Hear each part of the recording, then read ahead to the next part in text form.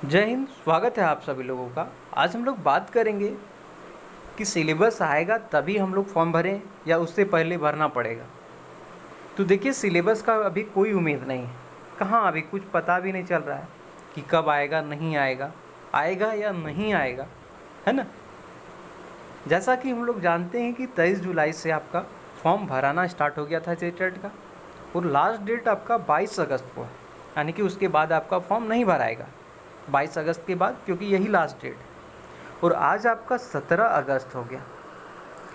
लगभग कितना दिन बचा है? 5 दिन बचा हुआ आपके पास। अगर उम्मीद करते हैं कि सिलेबस आएगा तभी हम फॉर्म भरेंगे, तो देखिए क्या है कि जब ऑनलाइन का जब से हुआ है ये फॉर्म भराना, तो क्या होता है कि सर्वर इशू होना स्टार्ट हो जाता है लास्ट दिन में। तो 5 दिन है आपके पास, तो सर्वर इशू होने लगता है। तो हो सकता है कि आपका फॉर्म भराएगा भी, नहीं भी भरा सकता है। अब बात करते हैं कि ठीक है, फॉर्म हम भर लेते हैं, तो हम पढ़ेंगे क्या? ना सिलेबस पता है, ना प्रीवियस ईयर क्वेश्चन को देखकर हम उम्मीद लगा सकते हैं कि किस तरीके से क्वेश्चन पूछा जाएगा। तो ये बात तो सही है, क्योंकि जैसा हम लोग जानते हैं कि सीटेट का एग्ज़ाम प्रत्येक साल होता है और साल में 2 बार होता है।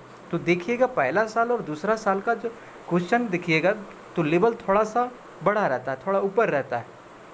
तो बताइए, जो जेटेट हुआ है आज से लगभग 5-6 साल पहले हुआ है जेटेट, तो उसके प्रीवियस ईयर क्वेश्चन को देखकर हम उम्मीद नहीं लगा सकते हैं कि इसी तरीके से क्वेश्चन पूछा जाएगा, है ना। तो कैसे क्या करेंगे? तो क्या कर सकते हैं हम लोग कि प्रीवियस ईयर देखना तो होगा ही हम लोगों का। किसका देखेंगे? तो देख लेंगे एक बार यूपी टेट का, एमपी टेट का भी देख लेंगे, बी टेट का भी देख लेंगे प्रीवियस ईयर। क्योंकि सिलेबस पता नहीं है तो क्या कर सकते हैं हम लोग।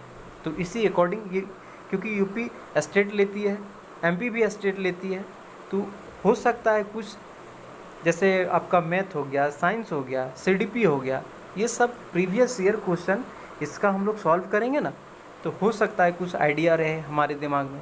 क्या गारंटी है कि इसी का कॉपी कर ले, है ना।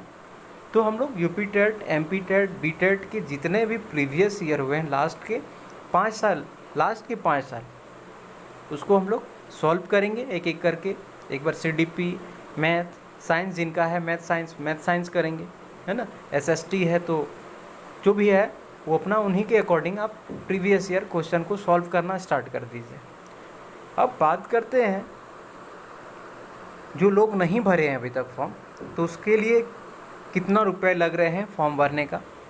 तो ईडब्ल्यूएस, जनरल, ओबीसी 1 और ओबीसी 2 दोनों के लिए, तीनों के लिए क्या है कि पेपर 1 अगर आप भरते हैं, यानी कि 1 to 5 भरते हैं, तो 1300 रुपया लेगा, है ना।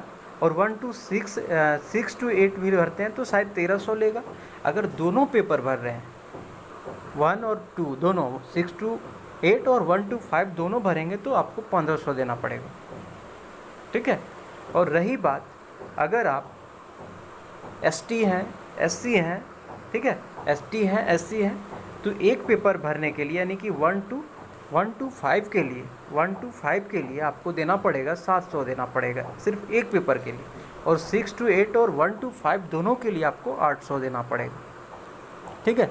अगर दिव्यांग हैं तो आपको यही 700 और 800 देना पड़ेगा पेपर 1 to 5 के लिए, और दोनों के लिए 800 देना पड़ेगा। अगर आप आदिम जनजाति से रिलेटेड कोई हैं इस स्टूडेंट, है ना, आदिम जनजाति से, तो उसके लिए 1 to 5 जो है वो 500 देना पड़ेगा उसको। और 1 to 5 और 6 to 8 दोनों के लिए आपको 600 देना पड़ेगा, 600 देना पड़ेगा। और ये उम्मीद में रहे, है ना, कि कौन लोग, क्या 22-24 वाले लोग डीएलएड कर रहे हों या फिर बीएड कर रहे हों, जो सेशन है जिनका 22 और 24, वो फॉर्म भर सकते हैं क्या? तो हाँ, ये 22 और 24 लास्ट जो सेशन के हैं, अपियरिंग जो है, वो फॉर्म को भर सकते हैं। तो बहुत सारे लोग सवाल करेंगे कि क्या 23 और 25 भी भर सकते हैं क्या? तो उनके लिए नहीं है, सिर्फ 22-24 लास्ट जो कैंडिडेट है वो 22-24 तक ही जेटेट को भर सकता है। एपियरिंग कैंडिडेट को, है ना, 22-24, उसके अलावा कोई नहीं भर सकता है फॉर्म।